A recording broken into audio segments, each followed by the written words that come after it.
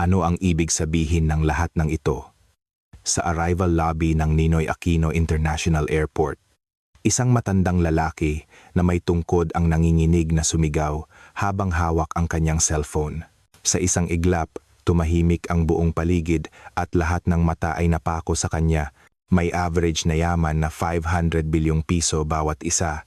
Isang grupo ng mga matatanda mula sa tuktok ng lipunan sa Moscow ang nagpilit na maglakbay patungong Pilipinas sa kabila ng mariing pagtutol ng kanilang mga pamilya. Itinuturing nila itong isang mapanganib na bansa sa silangan, ngunit 5 minuto pa lamang matapos tumapak sa lupain ng Pilipinas, bakit biglang nagkagulo sa airport? At bakit kinailangan nilang agad na gumawa ng emergency call sa kanilang mga pamilya sa Russia pagdating nila? Ito ay isang tala ng pagkabigla at paghanga ng 18 matatanda na nabuhay sa isang saradong mundo na ang buong pananaw sa buhay ay nabago ng mahikang tinatawag na pang-araw-araw na buhay sa Pilipinas. Ang katotohanan sa likod ng kaguluhang iyon sa airport na nakakuha ng atensyon ng mundo ay malapit ng malahad. Ang dahilan kung bakit nagulat ang mundo sa sitwasyon sa NAIA kung saan ang mga mayayamang matatanda mula sa Russia ay nagulantang at nagkagulo sa loob lamang ng 5 minuto. Hanggang ngayon, ang mga elitista sa Moscow ay nagkakagulo pa rin. Lolo, mapanganib na lugar iyan, desperadong pilit na pinipigilan ng kanyang apo, ngunit wala itong silbi. 18 matatanda, nakabilang sa pinakamayayamang pamilya sa Russia, ang biglaang nagpasyang tumuloy sa kanilang biyahe papuntang Pilipinas. Mayroon silang average na yaman na higit sa 500 bilyong piso at average na edad na 75. Sila ay mga taong hindi pa nakakalabas ng Moscow mula nang sila ay ipanganak. Mariing tumutol ang kanilang mga pamilya. Bakit ninyo gustong pumunta sa ganoon kalayong bansa sa silangan? Ngunit matigas ang kanilang desisyon. Pagdating sa arrival lobby ng NAIA, sabay-sabay na huminto ang 18 matatanda. Natulala sila sa tanawing nasa kanilang harapan. Ano ito? Paanong nangyari ito? Makalipas ang ilang sandali, kinuha nila ang kanilang mga cellphone at nagsimulang gumawa ng emergency call sa kanilang mga pamilya sa Russia. Anak, nakakakita ako ngayon ng isang bagay na hindi ka panipaniwala. Kukunan ko ito ng litrato at ipapadala sa iyo. Hindi mo paniniwalaan hanggat hindi mo ito nakikita mismo. Ano nga ba talaga ang nangyari? Ito ang nakakagulat na 1 linggong tala na direktang naitala ng Russian travel expert na si Olga. Pakinggan natin ngayon. Bago tayo magsimula, kung maaari ninyong i-like at i-subscribe ang channel, malaki ang maitutulong nito sa pagbabahagi ng mga kamangha-manghang kwento tungkol sa Pilipinas. Kamusta? Ako si Olga Petrova, isang luxury travel expert sa Moscow, Russia sa loob ng 20 taon. Kamakailan lamang, naranasan ko ang pinakahindi malilimutang karanasan sa aking buhay. Isa itong espesyal na paglalakbay kung saan sinamahan ko ang 18 sa pinakamayayamang matatanda sa Russia papuntang Pilipinas. Ang kanilang average na edad ay 75 at karamihan sa kanila ay hindi pa nakakalabas ng Moscow sa buong buhay nila. Bago pa man kami umalis, puno na ako ng alalahanin. Makakasama ba sa kanilang kalusugan ang mahabang flight? Makakaangkop kaya sila sa hindi pamilyar na kultura ng Timog Silangang Asya, ngunit ang lahat ng aking pag-aalala ay walang batayan. Dumating kami sa Ninoy Aquino International Airport bandang 1:00 ng madaling araw. Habang naglalakad kami mula sa eroplano patungo sa immigration, isang 78 taong gulang na Ginoo ang biglang huminto. Nang lumingon siya sa paligid, nanlaki ang kanyang mga mata. Ang buong airport ay maliwanag at kumikinang. Kahit hating gabi na, lahat ng pasilidad ay gumagana ng perpekto. Sa airport ng Moscow, pagsapit ng 11:00 ng gabi, halos lahat ng tindahan ay sarado na at halos wala ka ng makikitang staff. Ang paglilinis ay sinisimulan pa lamang kinaumagahan. Ngunit iba ang NAIA. Sa bawat information desk, may mga staff na nakangiting naghihintay. Ang mga janitor ay agad na pinupunasan ang sahig sa mga lugar na dinaanan ng mga pasahero. Ang sahig ay makintab na parang salamin. Ang pinakanakakagulat na sandali ay nang mapadaan kami sa isang banyo. Nakita namin ang isang janitor na nakatayo sa pasukan ng banyo. bahagyang yumuyuko at ngumingiti sa bawat pasaherong dumaraan bilang pagbati. Hindi ako makapaniwala sa aking nakita. Ito ay isang tanawin na hindi mo kailanman maiisip sa Russia. Isa sa aming grupo ang lumapit sa akin at bumulong. Hindi ko maintindihan kung bakit ganoon kabait at kagalang ang isang janitor sa airport. Wala akong masabi. Habang naghihintay kami sa immigration, isa pang malaking sorpresa ang dumating. Kahit na kami ay isang hindi inaasahang malaking grupo ng mga dayuhan, hindi natinag ang mga staff ng airport. Sa katunayan, agad silang nagtalaga ng isang interpreter na marunong mag-Russian. Isinasaalang-alang ng interpreter ang edad ng mga matatanda, kaya't dahan-dahan at magalang niyang ipinaliwanag ang lahat ng sitwasyon. Mula sa direksyon papunta sa aming hotel hanggang sa aming schedule kinabukasan, inasikaso niya ang lahat ng detalye at paulit-ulit na tinanong kung mayroon kaming anumang aberya. Sa loob ng 20 taon ko sa industriya ng turismo, ito ang unang pagkakataon na nakaranas ako ng ganitong antas ng serbisyo. Sa harap ng automated immigration system, muli silang humanga. Kapag may matandang nalilito sa harap ng makina, agad na lumalapit ang isang staff para tulungan sila ng may kabaitan. Ang screen ay may mga opsyon para sa iba't ibang wika, kabilang ang Russian. Isang dating inhinyero sa grupo ang nagsabi sa akin matapos gamitin ang sistema. Ang sistema ay napakadaling gamitin, dinisenyo para kahit ang mga dayuhan ay madaling makasunod. Sa Moscow, ito ay nasa experimental stage pa lamang, ngunit sa Pilipinas, ito ay ganap ng bahagi ng pang-araw-araw na buhay. Ganoon din ang nangyari nang lumipat kami sa baggage claim. Ang isang malaking screen ay nagpapakita ng lokasyon ng mga bagahe sa real time. Sa Russia, madalas na inaabot ng 1 oras para mahanap lang ang iyong bagahe, ngunit dito, lahat ay tumpak at mabilis. Ang conveyor belt ay gumagalaw ng tahimik at maayos, at bawat bagahe ay may tracking system, kaya't halos imposible itong mawala. Isang Ginoo na dating nagtrabaho sa manufacturing ang humanga sa kahusayan ng sistema. Habang naghihintay kami ng shuttle bus papuntang Maynila, nagsimulang magbago ang ekspresyon ng mga matatanda. Ang kaba na dati nilang naramdaman sa isang dayuhang bansa ay napalitan ng pananabik at pagkamangha. Nang dumating ang bus, muli silang nagulat. Malinis ang loob at komportable ang mga upuan. Nang malaman ng driver na kami ay mga dayuhan, magalang siyang nagbigay ng mga tagubilin sa Ingles. Ipinaliwanag niya na aabutin ng halos 1 oras ang biyahe papuntang Maynila at pinakiusapan kaming isuot ang aming mga seatbelt. Nang umandar na ang bus, bumungad sa amin ang tanawin sa labas ng bintana. Kahit hating gabi na, maliwanag ang mga kalsada at maayos ang daloy ng mga sasakyan. Ang mga gabi sa Moscow ay madilim at mapanganib, ngunit dito ay ibang-iba. Pagpasok sa Maynila, ang pinakagumulat sa grupo ay ang mga convenience store. Kahit hating gabi, ang mga ilaw nito ay nagniningning at ang mga tao ay malayang pumapasok at lumalabas. Sa Moscow, halos lahat ng tindahan ay sarado na pagsapit ng 10:00 ng gabi. Ang mas nakakagulat pa ay ang makita ang mga kabataang babae na naglalakad mag-isa pa uwi. Lagpas na ng 1:00 ng madaling araw, ngunit may mga babaeng naglalakad mag-isa sa kalsada. Wala silang bahid ng takot. Ito ay isang tanawin na hindi mo kailanman maiisip sa Russia. Isang ginang sa aming grupo ang nagsabi habang nakatingin sa labas ng bintana, ang isang bansa kung saan ang mga babae ay maaaring maglakad mag-isa sa gabi. Iyan ang tunay na mauunlad na bansa. Lahat ay tumango bilang pagsang-ayon. Habang papalapit kami sa sentro ng lungsod, nakita namin ang hanay ng mga nagtataasang gusali.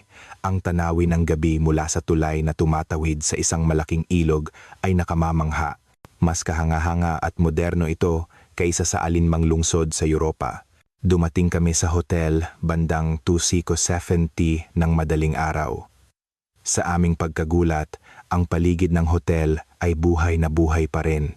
May mga napansin kaming mga kainan na bukas, 24 po tumi at may mga customer pa sa convenience store. Habang nagche-check-in, naranasan namin ang huling sorpresa.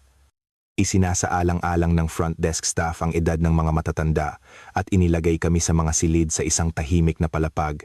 Maingat din nilang ipinaliwanag ang oras ng almusal kinabukasan. at ang mga pasilidad sa paligid. Sa loob ng elevator papunta sa aming mga silid, sinabi sa akin ng isang Ginoo, ang Pilipinas ay ibang-iba sa inaasahan ko. Tumango ang iba.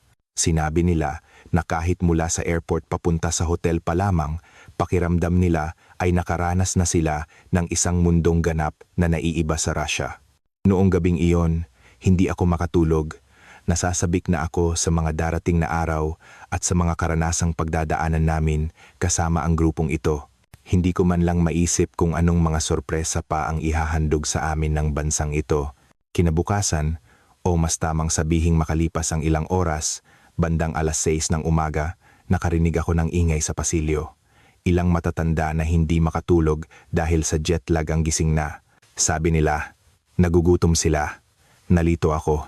Akala ko mahirap makahanap ng bukas na kainan sa ganitong oras. Sa Moscow, napakahirap maghanap ng tindahan na bukas bago mag alas 8 ng umaga. Nang magtanong ako sa front desk ng hotel, isang staff ang nakangiting sumagot. Mayroon daw isang 24 oras na lugawan, porridge house, sa katabing gusali.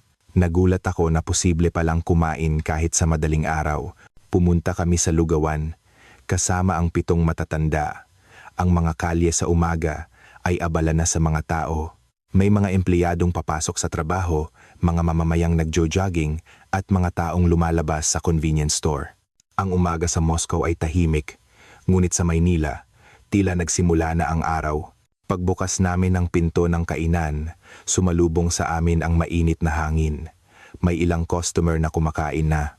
May isang nasa katanghaliang gulang na lalaki na nag-iisang nakaupo at nagbabasa ng dyaryo habang kumakain at isang dalaga na may bukas na laptop at nagtatrabaho.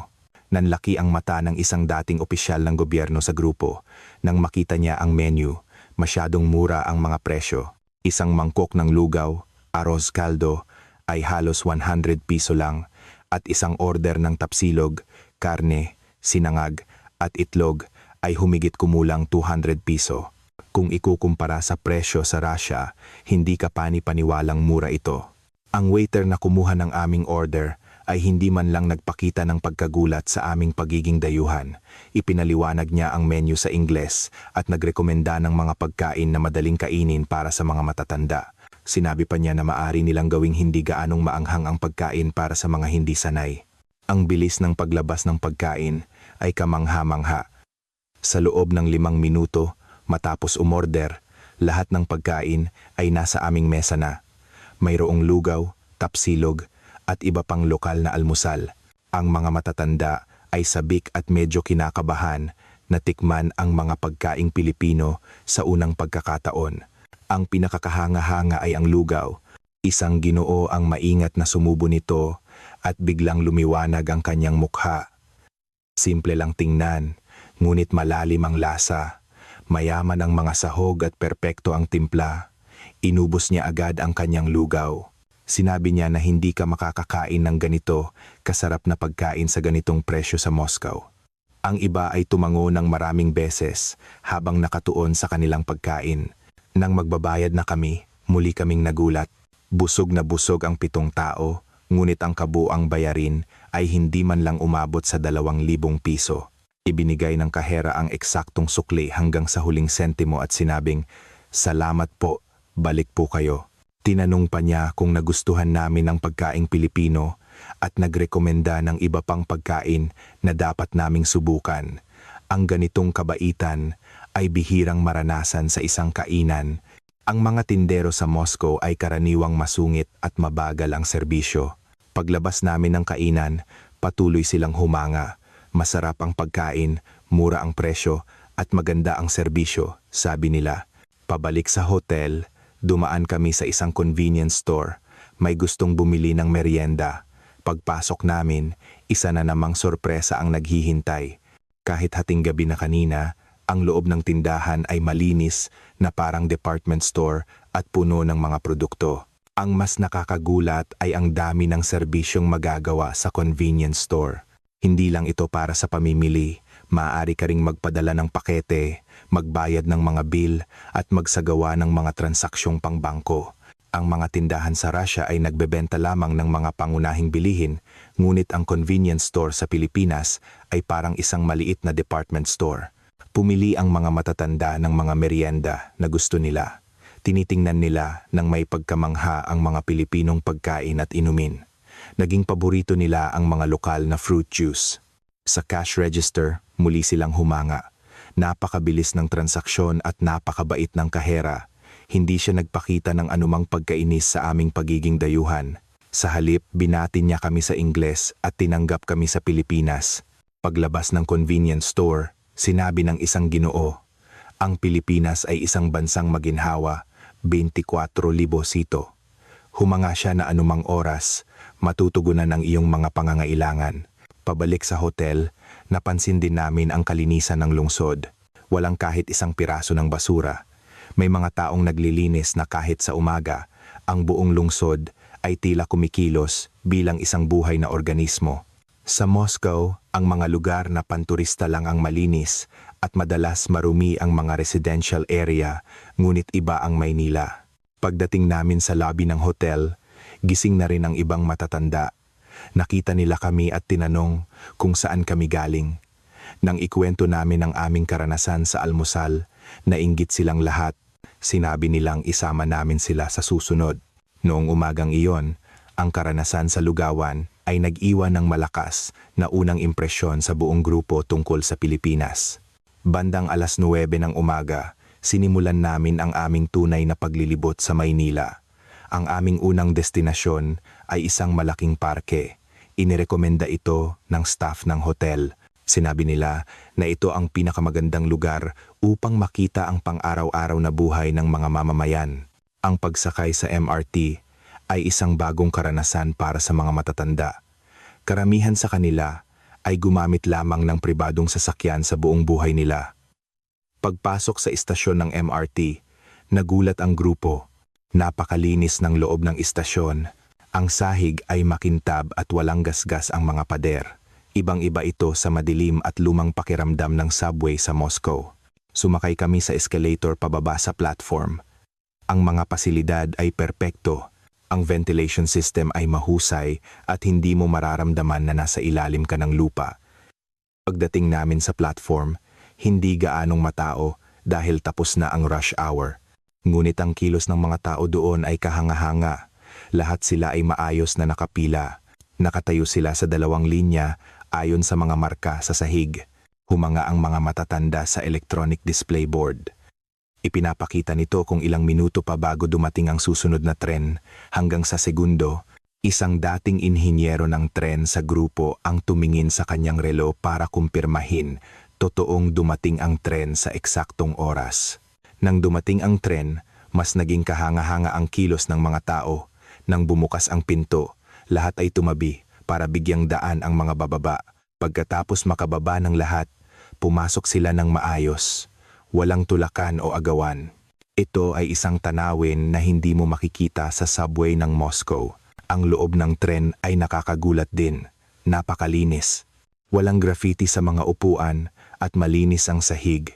Makintab ang mga hawakan. Sapat ang lamig ng aircon at hindi gaanong maingay. Kaya't madali kang makakapag-usap. Isang Ginoo ang nagulat habang nakatingin sa labas ng bintana. May internet ba kahit sa loob ng tren? Ito ay isang bagay na hindi mo maiisip sa Russia. Kinuha ng mga matatanda ang kanilang mga smartphone at nagsimulang magpadala ng mga litrato sa kanilang mga pamilya sa Russia sa real time. Sa bawat paghinto ng tren, mayroong announcement sa Filipino at Ingles. Ito ay isang sistemang isinasaalang-alang ang mga dayuhan. Pagkalipas ng ilang istasyon, isang buntis ang sumakay. Ang sandaling iyon ang pinaka nakakagulat. Halos sabay na tumayo ang 2 binatang mukhang nasa 20s para mag-alok ng kanilang upuan. Nag-alok pa sila sa isa't isa na maunang maupo. Nagpasalamat ang buntis at naupo sa isang upuan. Ang 2 binata ay muling tumayo. Naluha ang 78 taong gulang na Ginoo na nakakita nito. Ito ay isang bagay na hindi kailanman mangyayari sa Russia, sabi niya.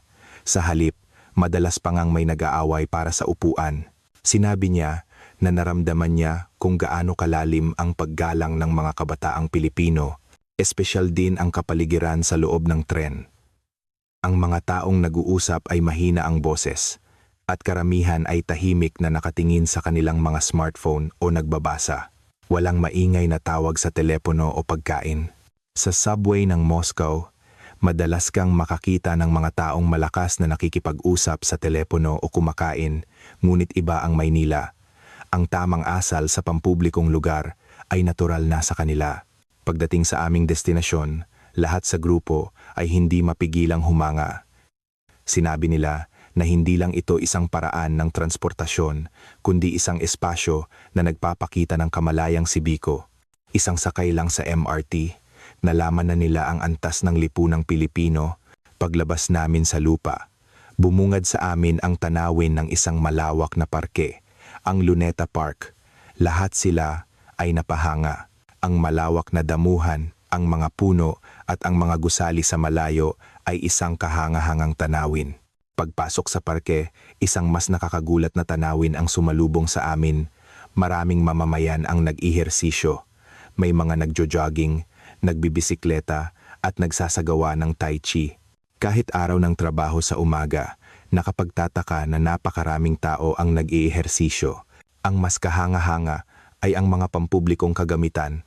Sa pag-iihersisyo, nakita namin ang mga mamamayan na ginagamit ang mga ito. Nagulat ang mga matatanda nang makita ang isang karatula na nagsasabing libre itong gamitin. Sa Russia, kailangan mong magbayad para pumunta sa gym, ngunit dito, libre ito. Ang kanilang konsepto ng pampublikong pasilidad ay ganap na nagbago. Isang Ginoo ang sinubukan ng isa sa mga kagamitan. Nakipag-usap kami sa isang 72 labang taong gulang na lokal na nag-iihersisyo doon araw-araw para sa kanyang kalusugan. Sinubukan ng isa sa aming grupo na makipag-usap sa pamamagitan ng senyas. Kahit hindi gaanong marunong mag-Ingles ang lokal, naintindihan namin ang isa't isa dahil sa kanyang mainit na ngiti at kabaitan. Naramdaman namin ang kabutihan ng mga Pilipino sa mga dayuhan. Habang naglalakad, natuklasan namin ang isa pang kultura, ang bike sharing system. Madali itong rentahan gamit ang smartphone. Mayroon ding katulad na sistema sa Russia, ngunit mas maliit ang sakop nito. Ang bike sharing system sa Maynila ay tila napakaginhawa dahil may mga istasyon sa lahat ng dako. Ang buong lungsod ay dinisenyo para sa kaginhawaan ng mga mamamayan. Nagpahinga kami sa isang bangko sa parke. Nakita namin ang maraming pamilya. Isang ama na nagbibisikleta kasama ang kanyang anak, isang ina na nagtutulak ng stroller, isang mapayapang tanawin ng pang-araw-araw na buhay. Ang pinakakahanga-hanga ay ang mga taong naglalakad kasama ang kanilang mga aso. Lahat ay may tali at may dalang mga plastic bag para sa dumi. Nakita namin ang isang lalaki na nililinis ang dumi ng kanyang aso. Isinilid niya ito sa bag at dinala. Isang dating opisyal ng gobyerno ang humanga. Napakataas ng kanilang kamalayang sibiko, sabi niya. Espesyal din ang mga basurahan sa parke. Ang paghihiwa-hiwalay ng basura ay sistematiko. Malinaw na nakahiwalay ang plastik, lata at pangkalahatang basura at sinusunod ito ng mga mamamayan. Sa Russia, ang konsepto ng segregation ay hindi pa gaanong laganap, ngunit sa Pilipinas, ito ay bahagi na ng buhay. Mataas ang antas ng kanilang kamalayan sa kapaligiran. Tanghali na, may mga convenience store at maliliit na cafe malapit sa parke. Bumili ang mga matatanda ng mga lunchbox sa convenience store at kumain sa tabi ng damuhan. Walang sinuman ang nagtapon ng basura kung saan-saan. Tinipon nilang lahat ang kanilang basura at itinapon sa tamang basurahan. Sinabi ng isang ginang, napakalaking parke nito, ngunit walang kahit isang piraso ng basura.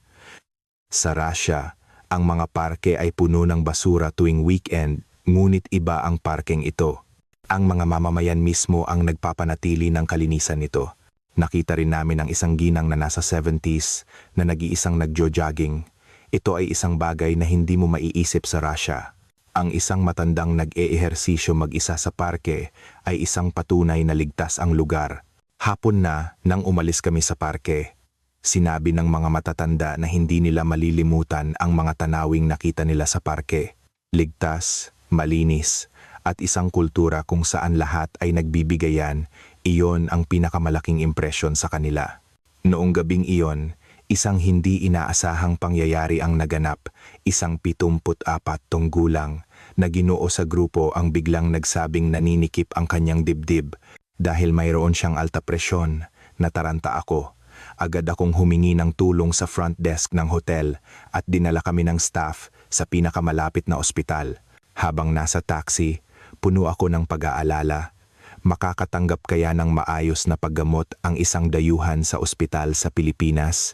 Pagdating namin sa emergency room ng ospital, nawala ang lahat ng aking alalahanin. Isang nurse sa reception ang matatas na nagsalita ng Ingles para alamin ang sitwasyon. At sa aming pagkagulat, agad silang nagtalaga ng isang interpreter na marunong mag-Russian. Sa ospital sa Moscow, kailangan mong mag-book ng interpreter kahit isang araw bago, ngunit dito, nalutas ito sa loob lamang ng ilang minuto. Perpekto ang kanilang sistema para sa mga international patient. Ang proseso ng admission ay nakakagulat din. Ang pag-input ng impormasyon ng pasyente, pag-verify ng insurance, at pagtatalaga ng doktor ay natapos sa loob lamang ng 10 minuto. Sa Moscow, ang pag-verify pa lang ng insurance ay inaabot na ng 1 oras. Habang naghihintay, napansin ko ang paligid. Kahit emergency room ito, ang mga pasilidad ay komportable na parang lobby ng hotel. Malinis na upuan, maliwanag na ilaw, at tahimik na kapaligiran ang nagpapagaan ng kaba ng mga pasyente. Ibang-iba ito sa masikip at maingay na emergency room sa Moscow. Wala pang 30 minuto, tinawag na kami. Salamat sa sistematikong sistema na nagbibigay prioridad sa mga emergency patient. Sa Moscow, normal na maghintay ng ilang oras, ngunit iba talaga sa Pilipinas. Pagpasok sa silid ng doktor, isang mabait na manggagamot ang sumalubong sa amin. Nakakagulat, may karanasan siya sa pagsasanay sa Russia at marunong siyang magsalita ng simpleng Russian. Agad na gumaan ang pakiramdam ng pasyente. Maingat na sinuri ng doktor ang medical history ng pasyente. Sinuri pa niya ang posibleng interaksyon ng mga gamot na iniinom niya sa Russia. Mayroon siyang kaalaman at karanasan sa medisina na pang-internasyonal. Nagsimula ang mga pagsusuri, sunod-sunod na ginawa ang ECG at chest x-ray. Lahat ng pagsusuri ay natapos sa loob ng 1 oras. Sa Moscow, ang isang x-ray lang ay maaaring abutin ng ilang araw. Ang bawat laboratorio ay may mga modernong kagamitan. Ang mga technician ay napaka-profesional at mabait. Isinasaalang-alang nila ang pagiging matanda ng pasyente at ipinaliwanag ng detalyado ang proseso. Ang mga resulta ng pagsusuri ay agad na inilagay sa sistema. Sinuri agad ng doktor ang mga resulta sa kanyang tablet, mabilis ang diagnosis. Nakakamangha ang kahusayan ng kanilang digital medical system.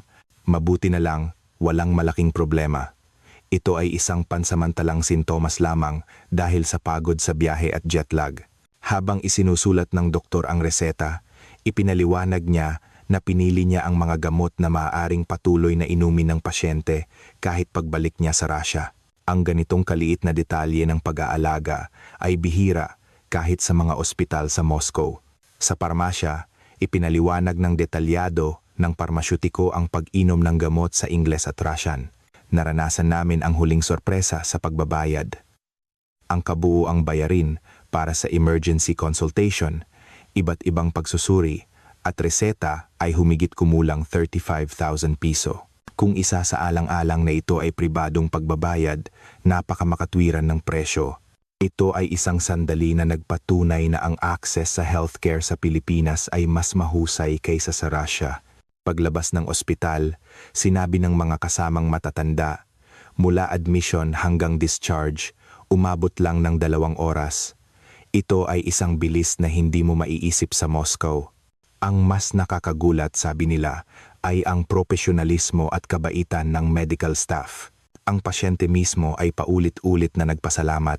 Naramdaman niya ang pasasalamat sa mga Pilipinong medical staff na nag-alaga sa kanya ng buong puso kahit isa siyang dayuhan. Naaalala ko pa ang kanyang mga mata na namumula. Makalipas ang ilang araw, pumunta kami sa Intramuros at sa isang malaking mall. Gusto ng mga matatanda na mamili at gusto ko ring ipakita sa kanila ang kultura ng komersyo sa Pilipinas. Pagbaba namin, ramdam agad ang masiglang kapaligiran.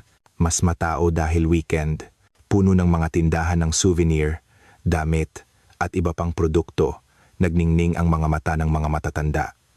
Ang mga ginang ay unang pumunta sa isang tindahan ng cosmetics. Matagal na nilang naririnig ang katanyagan ng mga produktong pampaganda mula rito. Pagpasok sa tindahan, binati sila ng isang sales lady sa Ingles. Maraming tester na produkto. Sinubukan nila ang mga ito nang may pagkamangha. Magalang na ipinaliwanag ng sales lady ang bawat produkto. Inirekomenda niya ang mga produktong angkop sa kanilang uri ng balat at tinuruan pa sila kung paano gamitin. Nagpakita rin siya ng malasakit sa paghahanap ng mga produktong angkop para sa may edad na balat. Isang ginang ang bumili ng maraming produkto. Hindi lang para sa sarili niya, kundi para na rin sa kanyang anak na babae at mga kaibigan. Nasiyahan siya dahil mura ang presyo at maganda ang kalidad. Sa Russia, doble ang presyo ng mga katulad na produkto, sabi niya. Sa isang food court, bumili kami ng merienda. Namangha ang mga matatanda nang unang beses nilang matikman ang halo-halo. Nagustuhan nila ang matamis at malamig na panghimagas. Namangha rin sila sa turon. Nasiyahan sila sa kakaibang kultura ng pagkain sa Pilipinas. Habang naglalakad, pumasok kami sa isang souvenir shop. Ang mga tradisyonal na produktong Pilipino ay may modernong disenyo. Mayroong mga manikang Pilipino, pamaypay na may tradisyonal na disenyo, at mga t-shirt na may salitang Pilipinas. Pumili ang mga matatanda ng mga pasalubong para sa kanilang mga pamilya. Binigyan sila ng espesyal na diskwento ng tindera. Salamat po sa pagbisita sa Pilipinas, sabi niya. Naantig ang mga matatanda sa kabaitang ito. Tanghalian na at pumasok kami sa isang restaurant. Gusto ng mga matatanda na kumain ng seafood. Pagpasok namin, puno ng mga dayuhang customer. Ang menu ay may mga litrato at paliwanag sa Ingles, kaya madali kaming naka-order. Nang dumating ang pagkain, namangha sila. Napakaganda ng presentasyon. Tinuruan sila ng waiter kung paano kumain. Masaya silang ginaya ito. Masarap din ang lasa. Pagkatapos kumain, binisita namin ang isang lumang simbahan sa Intramuros. Nakita nila ang mga makasaysayang gusali at naramdaman ang kasaysayan ng Pilipinas. Tahimik nilang pinagmasdan ang mga istruktura. Nagustuhan nila ang mapayapang kapaligiran. Nagpahinga kami sa hagdanan. Pinag-usapan namin ang aming mga karanasan sa loob ng ilang araw. Lahat sila ay nagsabi na ang kanilang oras sa Pilipinas ay napakahalaga. Ito ay isang karanasan na higit pa sa kanilang inaasahan. Sinabi ng isang Ginoo, "Wala akong alam tungkol sa Pilipinas noon, ngunit ngayon, ito na ang isa sa mga paborito kong bansa." Tumango ang iba, "Siguradong babalik kami. Gusto naming manatili ng mas matagal," sabi nila. Dumating ang huling umaga. Maagang gumising ang mga matatanda para mag-impake. Kailangan naming pumunta sa airport sa hapon. Tahimik ang lahat habang kumakain ng almusal. Halata ang kanilang lungkot. Bago umalis sa hotel, kumuha kami ng isang group picture sa lobby. Nakisama sa litrato ang mga staff ng hotel. Nagpaalam kami sa mga staff na naging malapit sa amin sa loob ng isang linggo. Ang kapaligiran sa bus papuntang airport ay ibang-iba kumpara noong unang dating namin. Ang pananabik ay napalitan ng panghihinayang. Sinubukan ng mga matatanda na ikintal sa kanilang isipan ang imahe ng Maynila na kanilang dinadaanan. Isang ginang ang tahimik na nagsabi, "Siguradong babalik ako sa loob ng 1 taon." Sumang-ayon ang iba. Gusto nilang manatili ng mas matagal sa susunod. Dumating kami sa Anaya, ang parehong lugar kung saan sila unang tumapak 1 linggo na ang nakalipas. Ngunit ang kanilang mga puso ay ganap ng nagbago. Ang pagkamangha at pananabik ay napalitan ng panghihinayang at pagmamahal. Sa duty-free, ginawa nila ang kanilang huling pamimili. Bumili sila ng mga pasalubong para sa kanilang mga kaibigan at pamilya sa Russia. Mula sa mga Pilipinong pagkain tulad ng dried mangoes hanggang sa mga cosmetics, iba't ibang produkto ang kanilang binili. Isang Ginoo ang bumili ng 1 kahon ng Pilipinong instant noodles. "Gusto kong matikman muli ang lasa ng Pilipinas kahit nasa Russia na ako," sabi niya. Ganoon din ang ginawa ng iba. Nang papalapit na ang oras ng boarding, bumagal ang kanilang mga hakbang. Habang papunta sa boarding gate, isang ginang ang nagpunas ng luha. Napakabuti ng Pilipinas, ayoko nang umalis, sabi niya. Sa harap ng boarding gate, kinuha namin ang aming huling litrato. Lahat ng labing laban sa kanila ay sumigaw sa Filipino, "Salamat po." Ito ang tanging salitang Filipino na natutunan nila sa loob ng isang linggo. Kumaway din pabalik ang mga staff ng airport. Habang pasakay sa eroplano, patuloy silang lumingon. Halatang ayaw pa nilang iwan ang Pilipinas. Kahit nakaupo na, nakatingin pa rin sila sa labas ng bintana at walang imik. Nang lumipad ang eroplano, sinabi ng isang Ginoo, "Ang isang linggo ko sa Pilipinas ang pinakamahalagang panahon sa aking buhay. Sa 75 taon kong nabubuhay, ngayon lang ako nakaranas ng ganitong paghanga." Tumango ang ibang matatanda.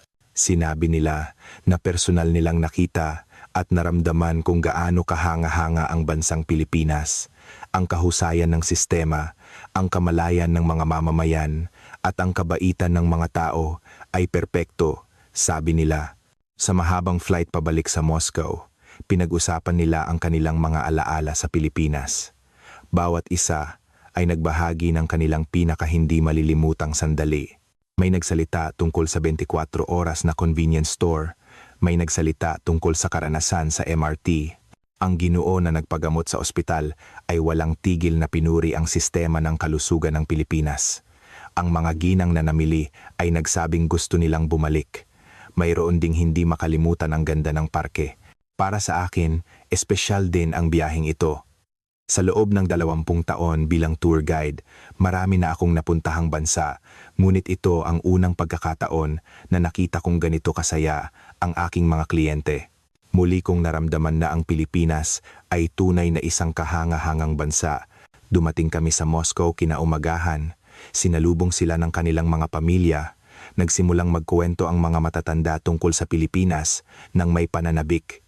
Nagbago ang ekspresyon ng kanilang mga pamilya sa pagkagulat. Makalipas ang ilang araw, isang malaking bagay ang nangyari. Isa sa grupo ang nagsimulang mag-upload ng mga litrato at video ng kanilang biyahe sa Pilipinas sa social media. Ang malinis na itsura ng NAA, ang kaayusan sa MRT, ang tanawin sa parke, iba't ibang nilalaman. Ang reaksyon ay sumabog. Nagulat ang kanilang mga kaibigan sa Russia. Hindi namin alam na ganoon kaunlad na bansa ang Pilipinas. Sabi nila, daan-daang komento ang natanggap nito. Karamihan ay nagsasabing gusto rin nilang pumunta. Ang video ng isang 24 oras na kainan, kung saan isang babae ang kumakain mag-isa ng ligtas, ay naging viral. Ito ay dahil hindi ito maiisip sa Russia. Ito ay isang patunay ng ligtas na lipunan ng Pilipinas. Pagkatapos noon, nagsimulang dumagsa ang mga tawag sa travel agency kung saan ako nagtatrabaho, mga taong gustong maglakbay sa Pilipinas. Karamihan ay mga kakilala at pamilya ng mga matatanda. Naging interesado sila dahil sa mga kuwentong narinig nila. Ang mga booking ay triple kaysa sa dati. Ang mga tour package sa Pilipinas ay agad na naubos. Hindi lang ang aming ahensya, kundi pati na rin ang iba pang travel agency sa Moscow ay nakaranas ng katulad na sitwasyon. Ang interes sa Pilipinas ay sumabog. Ang mga matatandang bumisita sa Pilipinas ay palaging nagkukuwento tungkol dito sa tuwing may pagtitipon. Ipinaliliwanag nila ang kagandahan ng Pilipinas sa kanilang mga kakilala. Mula sa sistema ng airport, transportasyon, serbisyong medikal, hanggang sa kamalayang sibiko, lahat ay may matututunan. Sabi nila, nakatanggap din ako ng tawag mula sa mga Russian na nakatira sa Pilipinas. Napakaraming tawag tungkol sa Pilipinas kamakailan. Hirap na kami, sabi nila. Makalipas ang ilang buwan, patuloy pa rin ang interes sa Pilipinas. Ilan sa grupo ay bumalik na sa Pilipinas. Sa pagkakataong ito, kasama nila ang kanilang mga pamilya. Gusto naming ipakita sa aming mga apo ang Pilipinas, sabi nila. Ang Ginoo na nagpagamot sa ospital ay regular na ngayong bumibisita sa Pilipinas para sa kanyang regular na check-up. Tiwala siya sa mga Pilipinong medical staff. Ang mga ginang na namili ay online na ngayong umuorder ng mga produktong Pilipino. Dahil sa pangyayaring ito, bumuo ako ng isang travel package na nakatuon sa Pilipinas. Hindi lang ito tungkol sa pamamasyal, kundi isang programa upang maranasan ang pang-araw-araw na buhay ng mga lokal. Maraming tao ang nagpakita ng interes. Ang Pilipinas ay hindi na isang dayuhang bansa para sa mga Russian. Ito ay naging isang bansang gusto nilang matutunan at puntahan. Lalo na para sa mga matatanda, ang Pilipinas ay naging isang espesyal na lugar na nagbibigay ng pagkamangha at inspirasyon. Ang biyaheng iyon ay nagkaroon din ng malaking epekto sa aking buhay. Lubos kong nakilala ang bansang Pilipinas at naipakilala sa maraming tao ang tunay na mukha nito. Sa loob ng 20 taon sa industriya ng turismo, ito ang pinakamakabuluhang karanasan. Hanggang ngayon, nakikipag-ugnayan pa rin ako sa mga matatandang kasama ko noon. Lahat sila ay nagsasabing hindi nagbago ang kanilang pagmamahal sa Pilipinas. Sana makabalik kami sa Pilipinas at maranasan pa ang mas maraming bagay, sabi nila. Natutunan ko na ang isang maliit na paglalakbay ay maaaring lumikha ng napakalaking pagbabago. Ang lakas ng Pilipinas ay hindi lamang sa pag-unlad ng ekonomiya. Ito ay nasa kahusayan ng sistema, sa kamalayan ng mga mamamayan at higit sa lahat sa mainit na puso ng mga tao. Mula ngayon, gusto kong ipakilala ang Pilipinas sa mas marami pang Russian. Gusto kong iparating kung gaano kaganda ang Pilipinas kapag personal mo itong nakita at naramdaman. Gusto kong maging isang maliit na tulay sa pagitan ng Pilipinas at Russia. Hanggang dito na lang ang ating kuwento para sa araw na ito. Ano ang masasabi ninyo sa kuwento ng Pilipinas na nakita ng mga matatanda mula sa Moscow? Mangyaring mag-iwan ng komento ng suporta para sa mga bida ng ating kuwento. Nagustuhan niyo ba ang kuwento? Kung oo, mangyaring i-like at mag-subscribe. Maraming salamat sa inyong panonood.